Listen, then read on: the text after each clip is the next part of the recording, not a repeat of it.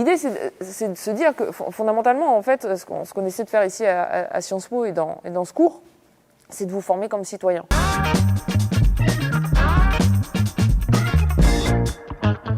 Je m'appelle Julia Cagé et je suis professeure d'économie à Sciences Po Paris. On va apprendre plein de choses dans ce cours. En fait, je voudrais d'abord vous convaincre d'être là, de venir et de comprendre pourquoi vous venez, pas simplement parce que c'est un cours obligatoire, mais parce que c'est un cours qui va être intéressant et un cours qui va être utile pour vous. Alors pourquoi ce cours va être utile pour vous ? Je pense qu'il y en a plein parmi vous qui sont intéressés par exemple par la question du changement climatique. C'est quoi la question du changement climatique ? Qu'est-ce que ça veut dire ? Alors, ça nous pose plein de questions différentes. Ça nous pose des questions sur la manière dont on mesure la richesse aujourd'hui, sur les indicateurs qu'on utilise en général, sur la manière dont on mesure la croissance économique. On n'arrête pas de parler de produit intérieur brut. C'est quoi le produit intérieur brut ? Est-ce que c'est une bonne mesure ou pas de la croissance économique ? Si vous prenez du charbon dans le sol, que vous le sortez du sol, si vous brûlez aujourd'hui du pétrole, vous augmentez la croissance économique. Vous risquez aussi un peu quand même d'augmenter le réchauffement de la planète. Donc, est-ce que c'est une bonne mesure ? Toutes ces questions-là, en fait, fondamentalement, c'est des questions qui alimentent vos réflexions quotidiennes, mais qui reposent sur un certain nombre de concepts qui parfois sont des concepts un peu techniques. Donc, les choses qu'on va faire dans ce cours, c'est les choses suivantes. On va d'abord établir, j'ai presque envie de dire, un certain nombre de faits. Qu'est-ce qu'un pays riche ? Qu'est-ce qu'un pays pauvre ? Qu'est-ce que la croissance économique ? Est-ce qu'on ne peut pas mieux mesurer cette croissance économique ? Qu'est-ce qui se cache finalement derrière la richesse d'un pays ? Quel est le degré d'inégalité ? Comment on mesure l'inégalité de revenus, l'inégalité de patrimoine, mais aussi comment on comprend l'inégalité de salaire entre hommes et femmes.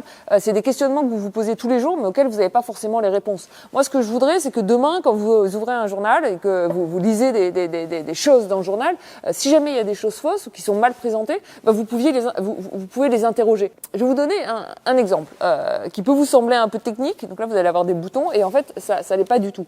On va lire de plus en plus aujourd'hui le fait que les États-Unis seraient beaucoup plus riches que les Français. Bon.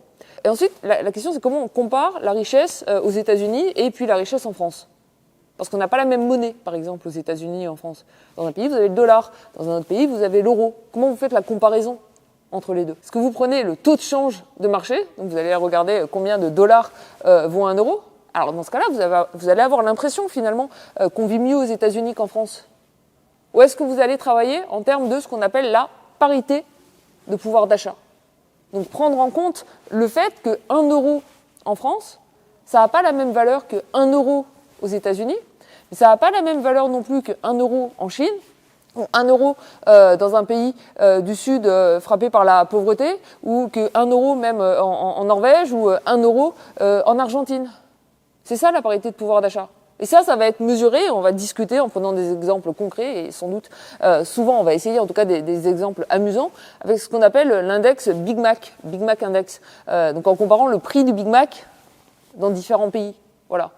Et ça va vous permettre finalement d'avoir du recul et un recul critique sur les différentes choses que vous allez pouvoir lire. Là, je donne un exemple simple, mais je prends volontairement technique pour vous montrer que néanmoins c'est intéressant, qui est celui, l'exemple du taux de change. Mais on va prendre par exemple la question du chômage.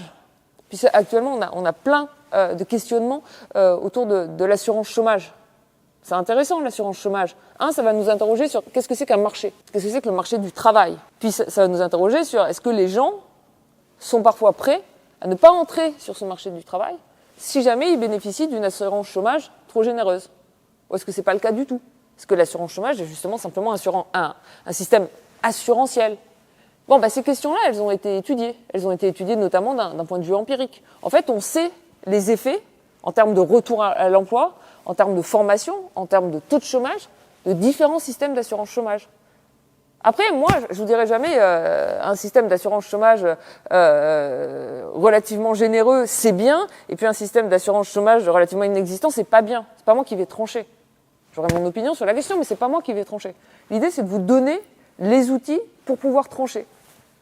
Un autre débat qui a été dans l'actualité des derniers mois, la question du salaire minimum. Qu'est-ce que ça provoque, une augmentation du salaire minimum ? Est-ce qu'une augmentation du salaire minimum risque de provoquer de l'inflation, par exemple ? Mais du coup, c'est quoi l'inflation ? On va parler de l'inflation.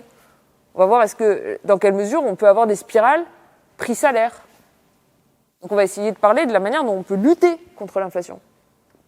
Ce qui va nous conduire du coup à discuter de la politique monétaire, par exemple. On pourra parler de la Covid.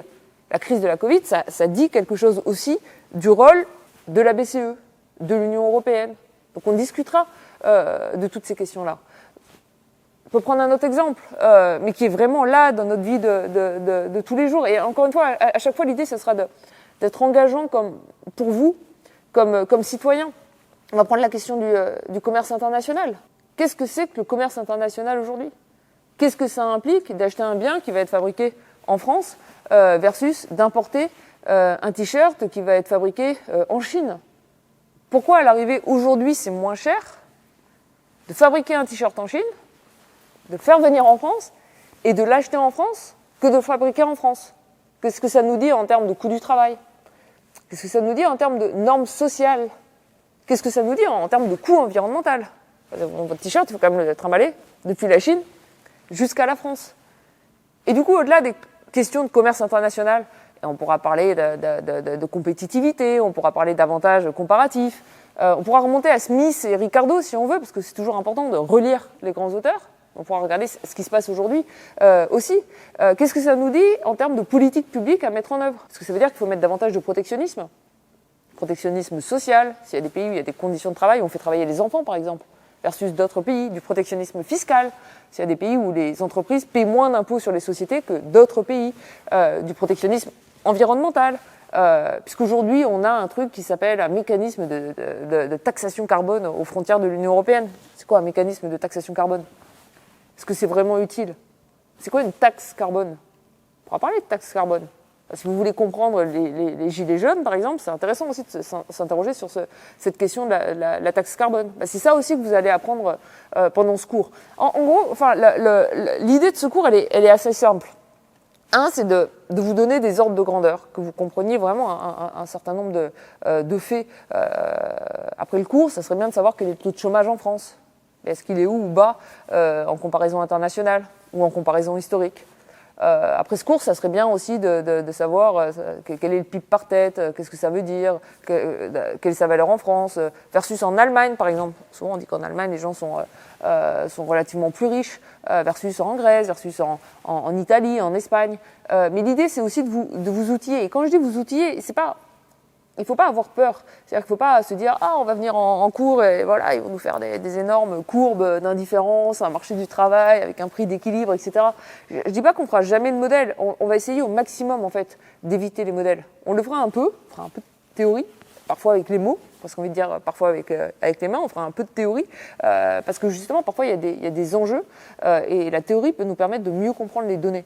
Mais encore une fois, l'idée, c'est d'éclairer votre lecture de l'actualité, et puis, l'idée, c'est de se dire que fondamentalement, en fait, ce qu'on essaie de faire ici à Sciences Po et dans ce cours, c'est de vous former comme citoyen.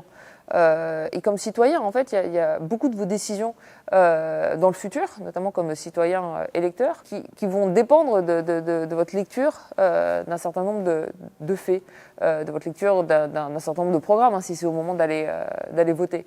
Et en fait, vous devez avoir les outils qui vous permettent d'estimer la pertinence de tel ou tel discours, la pertinence de telle ou telle proposition.